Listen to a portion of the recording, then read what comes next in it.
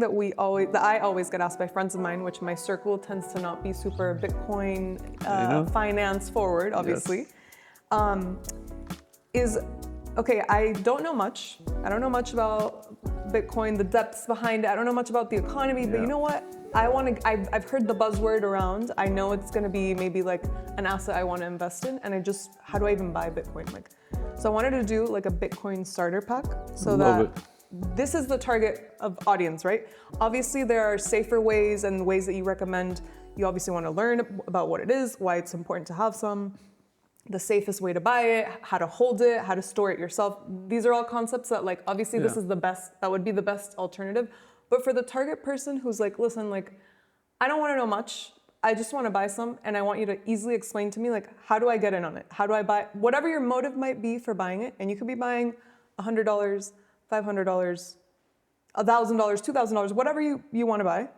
I want you to kind of hold my hand, and I'm gonna be pretending that I've never bought Bitcoin, and I love that. Let's guide people. Let's give people the Bitcoin starter pack. Let's do it. I love it. I'm someone, I have $1,000 of savings that, you know what, I feel comfortable. I want to just invest it in Bitcoin.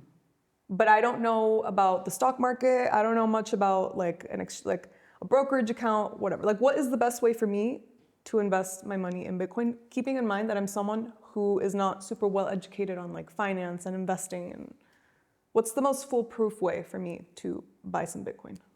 So this is obviously a more complex answer than you're asking, but I'm gonna keep it very simple. I think, like you said, there's so many people they just tell you, give it to me straight. Cause I always give them the spiel. I'm this is why I like Bitcoin, this and that. I hear you, I believe you. I don't want to know more. I just want to throw some money in there. I want to have some money in there. It's fair to be honest. I agree. I don't blame. I don't judge at all. That's actually how we all kind of start. Really, you don't really know everything at first. Just kind of you buy a little bit and you see how it works, which I think is great. Yeah. So I'd say the first thing is recognizing that there's many reasons to get into Bitcoin, as in obviously for monetary reasons, and other people have different ones. This specific audience, I'm gonna give something very specific to what you were asking me for that target audience itself. I think the best way to just kind of get started with Bitcoin buying it is, you can actually do it in many different ways. And I'm gonna explain in a very simple way why each way could work for you. Specifically for this target audience that you're talking about, someone that just kind of wanna invest in Bitcoin. If you're getting into Bitcoin because you just purely want to benefit from the price going up, you think that it's gonna keep going up and you wanna have a little skin in the game, you wanna have your $1,000 in there or whatever money you put in, well, you can have actually 3 different options. The first one, and the most common one, is opening up an exchange account in a brokerage, so a Coinbase, Binance, whatever. There's just these companies or these websites. You put your info in, then you put your identification, different things. You deposit money in there, you buy Bitcoin, and then you buy it very easily, if you would buy a stock, even if you don't know how that works, right? So it's like the equivalent of where a website where you buy stocks. This is the same equivalent, but for crypto. Exactly. Even if you don't, even in some stock websites, for example, Robinhood, they sell you crypto which too. is a very easy interface. I would consider that to be shout out Robinhood. Shout out Robinhood. I love Robinhood. You're their biggest supporter. Yeah, I love Robinhood, honestly. It is a very easy interface. It's so easy to do it on your phone. It's very user friendly, and they only what do they ask of you? What information and do by you the way, it's not just Robinhood, it's Revolut, everywhere in the world. Depends on where you are. There's different Venmo too. They all let you buy crypto. Yeah. And the way that you do that is just how you buy anything digitally, where you do it with a card, you do it with either credit or debit card or a bank transfer. You essentially buy it directly from this website that connects to your bank. And then once you buy that Bitcoin, you can leave it on there on the exchange, which isn't necessarily recommended, but if it's something for small amounts, it's fine. This is the target person, yes, exactly. For small amounts, it's fine. You leave it on the exchange, and then most people would ask, wait, but if I leave it on there, if the price of Bitcoin goes up, does my investment also go up or down? And yes, it does. So just leaving it on there is the same thing as any other ownership of Bitcoin that I'm about to mention. That's the one way. That's been the most common way. But recently, there's also another way that you can buy Bitcoin. Well, let's keep it on this way just to kind of clear up some questions, right? So this is a way where you are literally buying Bitcoin. You will now have some Bitcoin to your name through an exchange. So you don't hold it yourself through another method, which is a hardware wallet, But this is like through an exchange where you feel a little safer because they're kind of taking care of it. 100%. Like the analogy I always give is like, no one really does this anymore, but imagine you went to like a shop and you bought like a little piece of gold, like an ounce of gold for investment purposes, and you just told them, hey, leave it there, and then whenever I want to pick it up or I want to sell it, I'll come here and then I'll sell it to you. Like, because you feel safer than you keeping it exactly in your house or you don't want to put it under your you. bed. You don't want to deal with the hassle of that, and that's essentially what you're doing. You're going to a specialized place, a website or an app that like sells you the Bitcoin, and you buy it directly from a bank transfer, your card or whatever, and you have the Bitcoin there. Can we name so we have Robinhood, Coinbase, which is the most popular We have to remember that like it depends on where you are. If you're in the US, specifically, US is something like Coinbase, Robinhood, there's Binance, there's actually Binance doesn't operate in the US, but essentially everywhere in the world there's an option. You just got to find the option that works for you, and that's what I was going to run through as well. And in other parts of the world, like if you're listening like from anywhere that doesn't really have crypto exchanges there, you can use what's called like peer-to-peer markets. That's a little bit more complex and very annoying. And there's also ATMs, but they're more expensive options. If you can find these specialized companies that are just called crypto exchanges, you make an account there, you deposit some money, you buy the Bitcoin, you hold it on there. Make sure they're popular in your country, because if they're popular, it's for so a that's reason. something that I would say. If you're in a country that has a company like Coinbase, I would 100% go with Coinbase.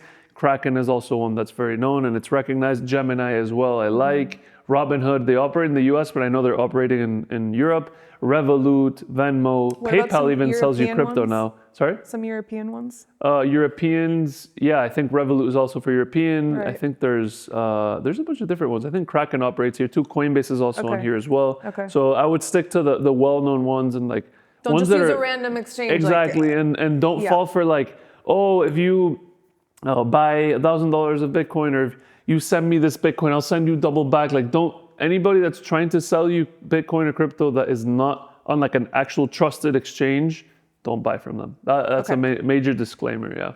And most of the time you will have to connect your bank account and buy it that way, right? Yes, exactly. Okay, it's either bank account or card. If you use a card, it's going to be more expensive. A credit card. So usually bank transfers are the best way to do it.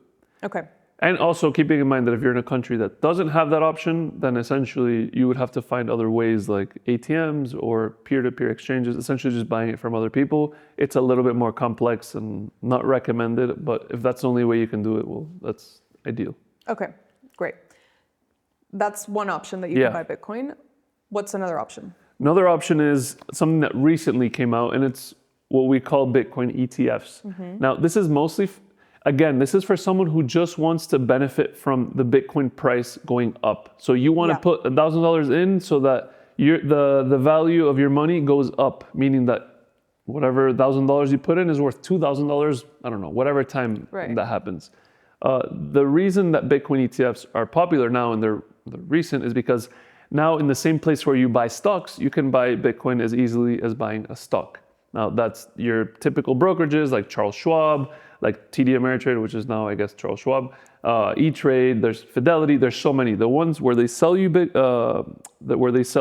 any normal stock, you can buy Bitcoin as if it was a stock. However, you're only benefiting from the appreciation of Bitcoin.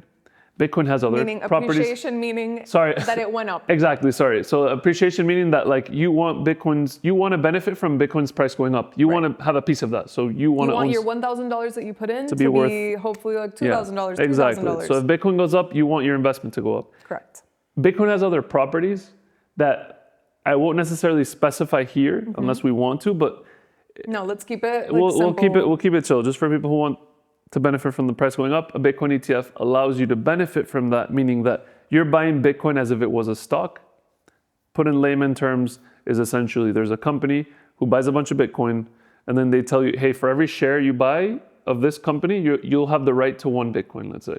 So if you buy 1 share, it's equivalent to 1 Bitcoin. And if you ever wanted to redeem it, you can just tell them, hey, I'll give you my share, you give me my Bitcoin. And then you're essentially buying the rights to Bitcoin. Long story short, you're benefiting from the price going up and you can buy it as easily as buying a stock. These are Bitcoin ETFs. I would recommend some like, for example, IBIT. That's from BlackRock, which is like a well-known institution. There's others like, I think BitB from Bitwise, another company I like. There's different options. There's like 10 or 11. But essentially a Bitcoin ETF is like buying a Bitcoin stock that gives you direct exposure or direct like investment into Bitcoin. You can't take the Bitcoin out, you can't use it, but we're assuming here that you wouldn't want to. You just want to benefit from the price going up. Right. And if you already are used to buying stocks, this is an easy way for you to just get in on Exactly. the price. If you already have any of these accounts, all you have to do is like just how you look up the ticker for like buying an Apple stock, like AAPL. You just look up BITB. That's Bitwise ETF. You can just buy however much. Let's say it's trading for like $50. Every dollar you put in is a dollar worth of Bitcoin that you own. So you got to specify that. Like if there's a share that like if you go and you put IBIT, that's IBIT, that's the BlackRock Bitcoin ETF. Let's say it's worth, I don't know how much it's worth. Let's say it was worth $50. If you buy $100, meaning you buy 2 shares, that means that you're buying $100 worth of Bitcoin. And if that share doubles, then the value of your investment doubles as well. So it just, you're buying Bitcoin directly from a stock.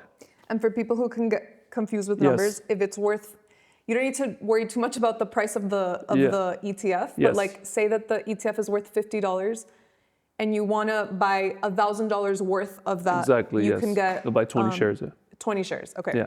Yeah, so it you'll doesn't do mean it like that you could only buy $50. It means that you can buy more, of course. Yeah, exactly. Just for the people who don't know of course. this No, I understand. I think it's good to keep that disclaimer, and also it's something that you'll play around with it. It seems nerve-wracking at first, even if it's on a crypto exchange, a brokerage, if you're not used to like buying stocks. Like I know at first when I started, I mean, I've loved like finance investing since I was like 15.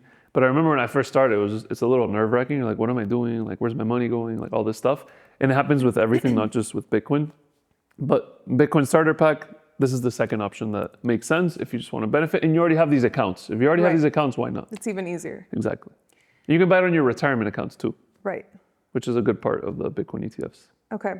Any other method you think is worth mentioning? Yeah, so there's other ones that this target person might want to use. Yeah, so remember one of the videos that I've had that like is kind of blown up a little bit? The ATM? Yeah, so it's just me showing how I buy Bitcoin on an ATM. But let's say I bought on a Bitcoin specific ATM. So if you're kind of curious and you've gone into like airports or different cities, big cities, you'll see that sometimes they have like Bitcoin ATM, like, buy Bitcoin with cash. You can go and let's say I have $100, the video that I made, you just put $100 in and you buy it, you put your info, it sends you your Bitcoin. The problem with these machines that it's very expensive. Usually it ends up being like 15, they take like 15%. So let's say you put $100 in, you'll get like $85 worth of Bitcoin back. I feel like this target person might maybe not benefit too much, but exactly. It's a cool thing to know that there's other ways. These like it doesn't have to all be digital. Ideally, like if you really want it and you need it quick, you can use an ATM. But I think the ideal way would be use a crypto exchange or a Bitcoin ETF. That would be the best way. Anything else we want to keep in mind? Maybe questions someone might have is like, okay, what do I need to keep in mind for tax purposes with this? Like keeping it simply, like in my experience from buying through an ETF, it's a little easier because they give you the 1099 and it's treated a bit like a stock, so it's a little bit less complicated. Yes, exactly. So in an exchange, what do I have to keep in mind with like filing my taxes? Keeping in mind that I'm someone who doesn't know about taxes, like what info do I need to kind of keep in mind? That's a very important point. Most people talk about Bitcoin and taxes and people think that you're just trying to avoid taxes. No, it's just not that easy to do it in crypto exchanges. So let's talk about crypto exchanges first. If you buy Bitcoin on a crypto exchange, let's say you bought $1,000 worth of Bitcoin, you don't get taxed until you sell it, right? So if you bought $1,000 worth of Bitcoin and then let's say tomorrow it's worth $2,000 or whatever in a year, then you don't have to pay taxes on how much it went up. You don't have to pay taxes until you sell. But let's assume you sold, bought $1,000 worth of Bitcoin. Tomorrow it's worth $2,000. You just want to sell it. Once you sell it, you realize the profit, meaning that tomorrow or whenever you realize the profit that year, you have to go and you have to calculate, okay, how much money did I make? And you have to tell the government, hey, I made this much money when I bought Bitcoin and then I sold it at this price. Exchanges usually give you some kind of, nowadays, before it was very, very tough. Now they give you these kinds of things. You have to keep in mind that if you ever use Bitcoin like to pay for something or if you send it to someone else, it is technically a taxable event, meaning that it's like if you had sold it. That's very specific to someone who might have sent Bitcoin. But in the case of you just holding Bitcoin, when it goes up in value, you don't pay taxes until you sell the Bitcoin. Right. And then will the exchange give you like a document to download that you can send your accountant or that you can use to input? Okay. They do. So especially if you're not doing anything crazy. If you literally just went in there, you deposited $1,000 and then you bought $1,000 worth of Bitcoin All you have to do is wait. Once you sell, it's very clear cut. It gets complicated if you start buying 10 different coins and meme coins and trading. Once you're trading, that's a nightmare. And that's something that exchanges should give you, but it's never really like exact. Exchange tax forms are really, really bad nowadays, but they should get better. ETF, so let's say like if you buy on a normal brokerage for stocks or account for trading stocks. Like, let's name some so people know. Like Charles Schwab, Fidelity, E-Trade, I don't know. Yeah. Interactive brokers. There's so many. We're talking like US specific. The US, I know foreign, like for example, if you're in the UK, you're in Europe, there's different platforms you use to buy stocks. Usually in those you can buy the ETFs as well. And sometimes they sell you the Bitcoin directly too. Those, they usually give you tax forms that are super easy to download. They like aggregate it all. And that's one of the benefits of these Bitcoin ETFs. It's like it treats Bitcoin as if it was another stock. Right. Which is a security, and the whole point is that like it's just get unified and it gets aggregated. It's really simple. It's a unified experience. So if you're someone that just wants to benefit from the price, it is a lot better. Just keep in mind, I didn't note this, for Bitcoin ETFs, they charge you a fee. So this fee means that like, let's say you bought $1,000 worth of Bitcoin, they charge you what's called an annual fee for like the service, right? Like let's say they say, hey, we're gonna hold this for you, right? We're holding this Bitcoin for you. We're gonna charge you a little fee because we're custodying it for you. We're holding it for you. And that fee, I think, is around like 0.2%. It's not a lot. It's like, so that's a fee that maybe someone's willing to take because of how easy it is to get the exposure to the price. Yes, exactly. And I think this isn't something to be fearful of, because as someone who I still am not the most knowledgeable at all on taxes, and I know a lot of my friends and family members and people that like, I don't really know too much. I don't want to know. I don't want to get too involved in like knowing the intricacies of taxes, but this is not something to be afraid of. It's not a reason that you should shy away from investing and wanting to get in on something that you hope will go up and provide you returns and give you more bang for your buck. I know. I think it has to be said, and this is like the bearer of good or bad news. I don't think you should even be selling your Bitcoin, but that's all obviously a personal note. HODL. Like the HODL means hold on for dear life. Hold on for dear life. Like hold to your Bitcoin, because it will be, the people who have conviction think that it will be going up and up in price. So this is where we're going back to the initial point of like, if you have whatever money it is you're trying to put in, it's always a good disclaimer or a good point to mention, like you should only be putting in an amount that you're willing to keep for years. And this is my advice. This is my opinion. Everybody can give you a different opinion. You shouldn't be buying Bitcoin because you think it's going to go up in the next month because this news came out and like, or so-and-so told you. Just make sure, this is my opinion. This is obviously everybody can do whatever they want.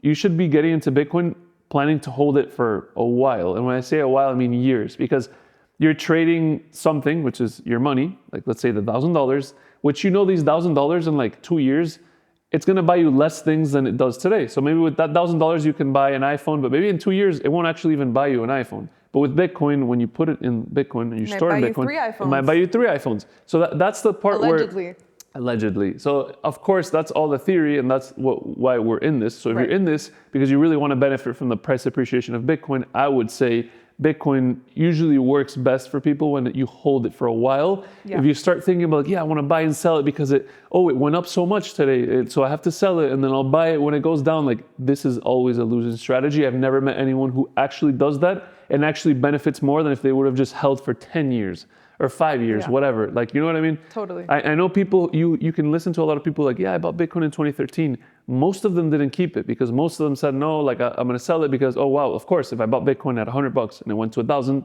I'm such a good trader. And then I'm going to start trading up and down, and then you essentially lose out. But this is just my take. A lot of people think that they're too late.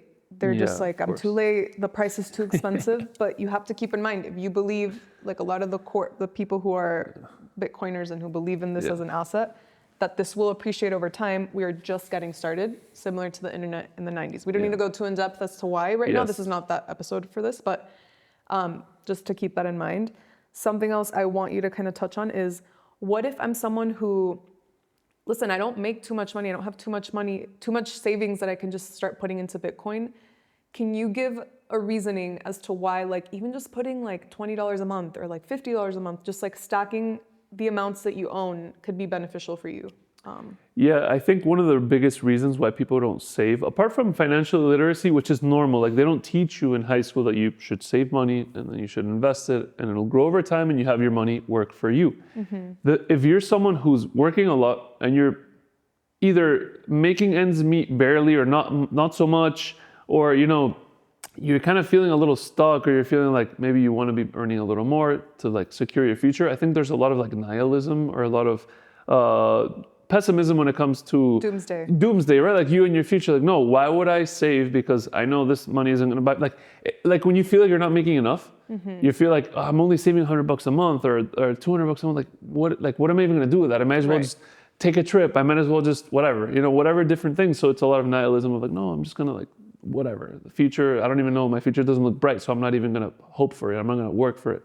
But the why I think Bitcoin is hope and why I think this is such a powerful tool, especially for people who are kind of trying to make ends meet or feel like their time or their money isn't getting them where they want to be, is because even if it's $100 a month, which I think pretty much a lot of people can find a way. That's a doable goal, of course. $100 a month, and I'm going to put it into Bitcoin. Exactly. So the powerful thing about that is that with that $100 a month, when you're putting it into something that you believe it's going to buy you a lot more over time, when you realize that Bitcoin, if you shouldn't see it as like, oh, I'm saving $100 a month. It's like, I'm buying X amount of Bitcoin a month. The reason why that's so powerful is because as time goes on, Bitcoin buys you more over time. And if you held that dollar, it buys you less over time. So when you add like a hopeful or like an optimistic component to your lifestyle and your financial, let's say, plan or outlook, it kind of helps you be like, okay, if I think that Bitcoin's gonna go up in like simple terms, but I see it as Bitcoin buying you more over time. If you think that that's gonna happen, why wouldn't I just work a little extra, try to like save a little extra when I know this is gonna bring me a hopeful outcome, right? Like I'm gonna be making more and more and more. It's gonna work more and more and more. And the main point here is that part of getting out of this loop of like, I'm working a lot, I'm barely making ends meet, and whatever I can save, I'm just gonna spend because I'm working so much, and then I'm so wasted that I need to it's just like a negative spiral. Cycle. The important part with Bitcoin is you're saying, okay, look, I'm adding like this positive component that not only is gonna get me out of this negative spiral, it's giving me hope, and it's gonna add me into a positive spiral, meaning that you're gonna have your money working for you. When you realize that your money is just your time stored into something that ideally holds its value or allows you to do things with it, when you store it into something that not only holds its value but buys you more over time, that's your money working for you. And it's giving you a plan out of this system or out of this loop that essentially brings you down and brings your energy down, right? Like tell me that like when you feel like things aren't working for you, it's just like, it's kind of like a sliver of hope. And when you add that positivity and when you realize this hope that it brings, it makes it more of an incentive to say, hey, you know what, I'm gonna save $100 a month, or maybe I'll try my best. Maybe I won't buy this Starbucks cappuccino every day or whatever it is that you buy, whatever way you can find to save a little more. Every dollar counts. Exactly, every dollar counts. And when Small little actions add up over time. We've all experienced it with like even lifestyle stuff. Like if, I don't know, if you think like, okay, I'm gonna go to the gym like every day for at least 20 minutes a day, that might sound like nothing, but over time, it's better than as if you would have done zero. So I think, And I'm gonna add to the point of people who think they're so late, because a lot of people are like, wait, but Bitcoin's worth, I don't know how much it's worth today, $95,000. Why? Like this is, I can't afford a Bitcoin first. That's the first thing that people think about. You can buy as little as 1 cent worth of Bitcoin, right? $1 worth of Bitcoin. But apart from that, people think, like it's so expensive, like it's how much it's so expensive, like it's how much higher is that gonna go, because they're seeing it in dollar terms. And I'm not gonna get into the specifics of this. Long story short, like we are still very, very, very early, and this is a paradigm change in the whole system. And you're being an early participant of that. And it's like if you were chance. This is exactly a golden this is like let's say people always call it like, oh, investing in Amazon in the 90s. Like people they were selling books. So everybody who was seeing Amazon were saying, hey, like how big can a company that just sells book online, which is so niche, like how big can that get? But there's a lot of intricacies and a lot of things that happen later on that made Amazon what they are. Now they sell a bunch of other stuff and they're e-commerce platform and they're whatever. They do a lot more. So the point is, you're very early. If you really don't want to take the time to understand, but you do believe in this future and you want that hopeful outcome, Bitcoin gives you that. Of course, you need conviction and you need to understand a little bit more for you to feel that like positivity. And I think seeing those returns, like seeing those $1,000 turn into $5,000 over time, it's just over time. It's like a gateway into learning and deepening your knowledge as to why this is so impactful. And I think I agree. And and I'm going to add, it's better to put, let's say you even had $10,000 to invest, whatever it is. Even if you had 10, I tell people, I prefer you put like 2 or 1, like just put 1. Don't put all of what you have to invest.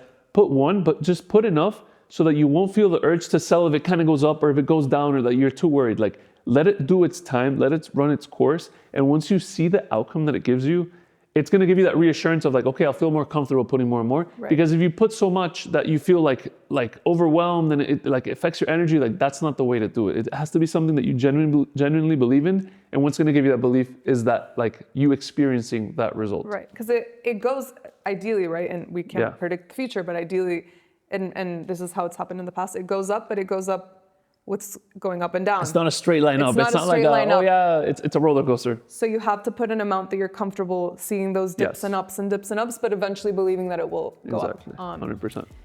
Love it. I want to end it there. I think it was just short and sweet. I want people to get value from this and just feel less intimidated by buying Bitcoin and holding some. And no matter what your motive is and no matter what your knowledge is, I think people get something from this. So thank you. Of course.